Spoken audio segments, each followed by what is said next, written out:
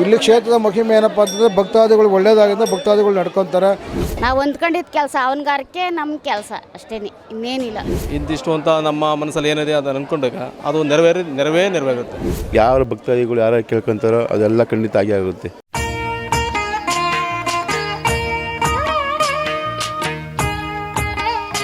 ವೀಕ್ಷಕರೇ, ಇವತ್ತು ನಾವು ನಿಮಗೆ ಪರಿಚಯ ಮಾಡಿಸಲು ಹೊರಟಿರುವ ದೇವಸ್ಥಾನ ಯಾವುದೆಂದರೆ ಶ್ರೀ ಚಿಕ್ಕಣ್ಣಸ್ವಾಮಿ ದೇವಾಲಯ. ಈ ದೇವಸ್ಥಾನ ಬೆಂಗಳೂರಿನಿಂದ ಸರಿಸುಮಾರು 80 ಕಿಲೋಮೀಟರ್ ದೂರದಲ್ಲಿದೆ. ಶ್ರೀ ಚಿಕ್ಕಣ್ಣಸ್ವಾಮಿ ದೇವರೆಂದರೆ ಅದೊಂದು ಅದ್ಭುತವಾದ ಪವಾಡ ಪುರುಷ. ಈ ಕ್ಷೇತ್ರಕ್ಕೆ ಒಮ್ಮೆ ಭೇಟಿ ನೀಡಿದರೆ ಸಾಕು, ಜೀವನದಲ್ಲಿ ಅದೆಂಥದ್ದೇ ಸಮಸ್ಯೆಯಾಗಲಿ ಕ್ಷಣ ಮಾತ್ರದಲ್ಲಿ ದೂರವಾಗುವುದೇ ಈ ದೇವರ ಶಕ್ತಿ. ಶ್ರೀ ಚಿಕ್ಕಣ್ಣಸ್ವಾಮಿ ದೇವರೆಂದರೆ ಬೇರ್ಯಾರೂ ಅಲ್ಲ, ಜಗತ್ರಕ್ಷಕ ಶ್ರೀ ಕೃಷ್ಣ ಪರಮಾತ್ಮ. ಇದು ಚಿಕ್ಕಣ್ಣಸ್ವಾಮಿ ಅಂತೇಳಿ ಕೃಷ್ಣನ ಒಂದು ಪೂಜೆ ಮಾಡ್ತಾ ಇರೋವಂಥದ್ದು. ಸುಮಾರು ಇದಾಗಲೇ 500 ವರ್ಷಗಳಿಂದನೂ ಸಹ ನಮ್ಮ ತಾತ ಮುತ್ತಾತರ ಕಾಲದಿಂದ ನಡ್ಕೊಂಬಂದರೆ ಪರಿಹಾರ ನಡ್ಕೊಂಬಂದಿದೆ. ಇಲ್ಲಿ ಕ್ಷೇತ್ರದ ಮಹಿಮೆ ಏನಪ್ಪ ಅಂತಂದರೆ ಭಕ್ತಾದಿಗಳು ಒಳ್ಳೆಯದಾಗಿದ್ದ ಭಕ್ತಾದಿಗಳು ನಡ್ಕೊತಾರೆ.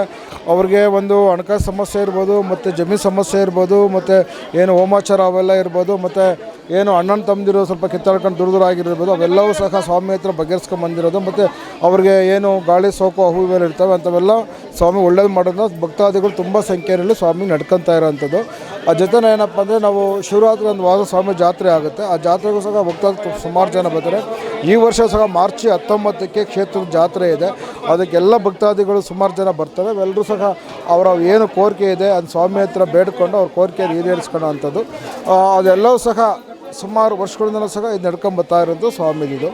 ಅದು ಏನು ಸ್ವಾಮಿಯಲ್ಲಿ ಅದು ಆಗುತ್ತೆ ಇಲ್ವಾ ಅಂತ ಕೇಳ್ತೀವಿ. ಸ್ವಾಮಿ ಆಗುತ್ತೆ ಅಂದರೆ ತುಂಬ ದಾರಿ ಕೊಡ್ತಾರೆ. ಅದು ಆಗಲ್ಲ ಗೌಳು ಶಕ್ನ ಆಗುತ್ತೆ. ಗೌಳು ಶಕ್ನ ಆದರೆ ಕೆಲಸ ಆಗಲ್ಲ ಅಂತ ಹೇಳ್ತೀವಿ. ಇಲ್ಲಿನ ಮಹಿಮೆ ಇಷ್ಟು ನಡೀತಿದೆ. ಬಲರಾಮ ಮತ್ತು ಶ್ರೀಕೃಷ್ಣ ಪರಮಾತ್ಮ ಚಿಕ್ಕಣ್ಣ ದೊಡ್ಡಣ್ಣರಾಗಿ ಹಾವಾಡಿಗನ ವೇಷ ಧರಿಸಿ ಭೂಲೋಕದಲ್ಲಿ ಭೀಮ ಮತ್ತು ಅರ್ಜುನರ ದುರಾಂಕಾರವನ್ನು ಮಟ್ಟ ಹಾಕಲು ಈ ವೇಷ ಧರಿಸಬೇಕಾಯಿತು. ಜೊತೆಯಲ್ಲಿ ಭೀಮ ಮತ್ತು ಅರ್ಜುನರ ದುರಾಂಕಾರವನ್ನು ಮೆಟ್ಟಿ ನಿಲ್ಲಿಸಲಾಯಿತು. ಈ ಕ್ಷೇತ್ರದಲ್ಲಿ ಚಿಕ್ಕಣ್ಣ ಸ್ವಾಮಿಯು ನೆಲೆಯೂರಿ ಲಕ್ಷಾಂತರ ಭಕ್ತರ ಜೀವನದಲ್ಲಿರುವ ನಾನಾ ರೀತಿಯ ಕಷ್ಟಗಳಿಗೆ ಪರಿಹಾರ ನೀಡಿ ಭಕ್ತರ ಜೀವನದಲ್ಲಿ ಶಾಂತಿ ಮತ್ತು ನೆಮ್ಮದಿ ನೀಡುತ್ತಾ ಬಂದಿದ್ದಾನೆ. ಇಲ್ಲಿಗೆ ಬರುವ ಭಕ್ತರು ಮೊದಲ ಬಾರಿ ಭೇಟಿ ನೀಡಿದಾಗ ಹರಕೆಯ ರೂಪದಲ್ಲಿ 5 ರೂಪಾಯಿ, 11 ರೂಪಾಯಿ ರೂಪದಲ್ಲಿ ಕಾಣಿಕೆ ಸಲ್ಲಿಸುತ್ತಾರೆ. ಎರಡನೆಯ ಬಾರಿ ಭೇಟಿ ನೀಡಿದಾಗ 12 ರೂಪಾಯಿ, 5 ರೂಪಾಯಿ ಮತ್ತು 9 ರೂಪಾಯಿ ರೂಪದಲ್ಲಿ ಕಾಣಿಕೆ ಕಟ್ಟುತ್ತಾರೆ. ಈ ಕ್ಷೇತ್ರದಲ್ಲಿ ನಡೆಯುತ್ತಿರುವ ಮತ್ತೊಂದು ಅಚ್ಚರಿಯ ವಿಷಯ ತಮಗೆ ತಿಳಿಸಲೇಬೇಕಾಗಿದೆ. ಭಕ್ತಾದಿಗಳು ಶ್ರೀ ಚಿಕ್ಕಣ್ಣಸ್ವಾಮಿ ದೇವರ ಮುಂದೆ ನಿಂತುಕೊಂಡು ಭಕ್ತಿಯಿಂದ ಬೇಡಿಕೊಂಡರೆ ಸಾಕು, ಅಲ್ಲಿನ ಅರ್ಚಕರು 1 ನಿಂಬೆಹಣ್ಣನ್ನು ಶ್ರೀ ಚಿಕ್ಕಣ್ಣಸ್ವಾಮಿಯ ಪಾದಕ್ಕೆ ಇಟ್ಟು ಭಕ್ತರಿಗೆ ನೀಡುತ್ತಾರೆ. ಆ ನಿಂಬೆಹಣ್ಣು ಮಾಡುವ ಪವಾಡಗಳ ಬಗ್ಗೆ ತಿಳಿದರೆ ನೀವು ಅಚ್ಚರಿ ಪಡುವಂತೆ ಮಾಡುತ್ತದೆ. ಭಕ್ತರ ಅನೇಕ ಕಷ್ಟಗಳನ್ನು ಕ್ಷಣ ಮಾತ್ರದಲ್ಲಿ ದೂರ ಮಾಡುವ ಶಕ್ತಿ ಆ ನಿಂಬೆಹಣ್ಣಿಗಿರುತ್ತದೆ. ಜೀವನದಲ್ಲಿ ಮಾಟ ಮಂತ್ರ ಮತ್ತು ಕುಟುಂಬದಲ್ಲಿ ಕಲಹ ಅದೆಂಥದ್ದೇ ಸಮಸ್ಯೆಗಳಾಗಲಿ ಅದನ್ನು ದೂರ ಮಾಡುವುದೇ ಈ ಕ್ಷೇತ್ರದ ಮಹಿಮೆ.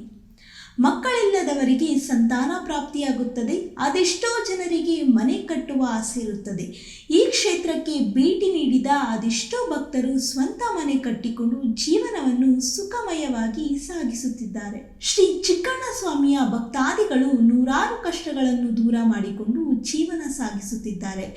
ಶ್ರೀ ಚಿಕ್ಕಣ್ಣಸ್ವಾಮಿಯಿಂದ ಒಳಿತನ್ನು ಕಂಡ ಅದೆಷ್ಟೋ ಭಕ್ತರು ಶ್ರೀ ಚಿಕ್ಕಣ್ಣಸ್ವಾಮಿ ಬಗ್ಗೆ ಸಂಪೂರ್ಣ ಮಾಹಿತಿಯನ್ನು ತಿಳಿಸುತ್ತಿದ್ದಾರೆ. ಕೇಳೋಣ ಬನ್ನಿ.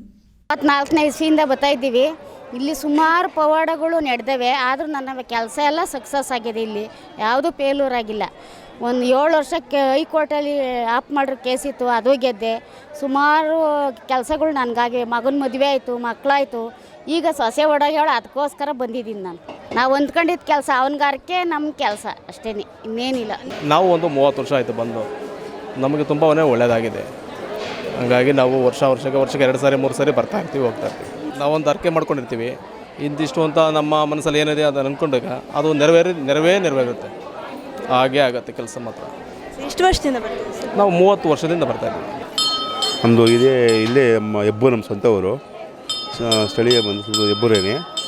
ಆದರೆ ಸುಮಾರು ಒಂದು ಚಿಕ್ಕ ಹುಡುಗಿಂದಲೂ ನಾವು ಈ ದೇವರಿಗೆ ಭಾರಿ ಇದ್ರಾಗಿ ಬರ್ತಾಯಿದ್ದೀವಿ. ನಾವು ಅಂದರೆ ವಾರಕ್ಕೆ ತಿಂಗಳಿಗೆ ಹಿಂಗೆ ಬರ್ತಾ ಇರ್ತೀವಿ. ಹ್ಞೂ ಮೇಡಮ್, ನೀವು ಏನೇ ಬೆಳ್ಕೊಳ್ಳಿ ಆ ದೇವ್ರು ಮಾತ್ರ ಯಾವುದು ಇದು ಮಾಡಲ್ಲ, ನೆರವೇರಿಸುತ್ತೆ. ಯಾರು ಭಕ್ತಾದಿಗಳು ಯಾರು ಕೇಳ್ಕೊತಾರೋ ಅದೆಲ್ಲ ಖಂಡಿತ ಆಗಿ ಆಗುತ್ತೆ. ನೋಡುದ್ರಲ್ಲ ವೀಕ್ಷಕರೇ, ಶ್ರೀ ಚಿಕ್ಕಣ್ಣ ಸ್ವಾಮಿಯ ಪವಾಡ ಮತ್ತು ಮಹಿಮೆಗಳ ಬಗ್ಗೆ ನೀವು ತಿಳಿದು ಧನ್ಯರಾಗಿದ್ದೀರಾ ಎಂದು ಭಾವಿಸುತ್ತೇವೆ. ಹಾಗಿದ್ದರೆ ಶ್ರೀ ಚಿಕ್ಕಣ್ಣ ಸ್ವಾಮಿಯ ಅನುಗ್ರಹ ಮತ್ತು ಆಶೀರ್ವಾದ ನಿಮ್ಮೆಲ್ಲರ ಮೇಲೆ ಇರಲಿ ಎಂದು ನಾವು ಕೂಡ ಪ್ರಾರ್ಥಿಸುತ್ತೇವೆ. ಅಷ್ಟಕ್ಕೂ ಶ್ರೀ ಚಿಕ್ಕಣ್ಣ ಸ್ವಾಮಿ ದೇವಾಲಯವಿರುವುದು ಎಲ್ಲಿ ಎಂದರೆ, ಶ್ರೀ ಚಿಕ್ಕಣ್ಣ ಸ್ವಾಮಿ ದೇವಾಲಯ ದೇವರಟ್ಟಿ ಗ್ರಾಮ, ಹೆಬ್ಬೂರು ಹೋಬಳಿ, ತುಮಕೂರು ತಾಲೂಕು, ತುಮಕೂರು ಜಿಲ್ಲೆ, ಕುಣಿಗಲ್ನಿಂದ ಸರಿಸುಮಾರು 12 ಕಿಲೋಮೀಟರ್ ದೂರದಲ್ಲಿದೆ ಮತ್ತು ಬೆಂಗಳೂರಿನಿಂದ ಸರಿಸುಮಾರು 80 ಕಿಲೋಮೀಟರ್ ದೂರದಲ್ಲಿದೆ.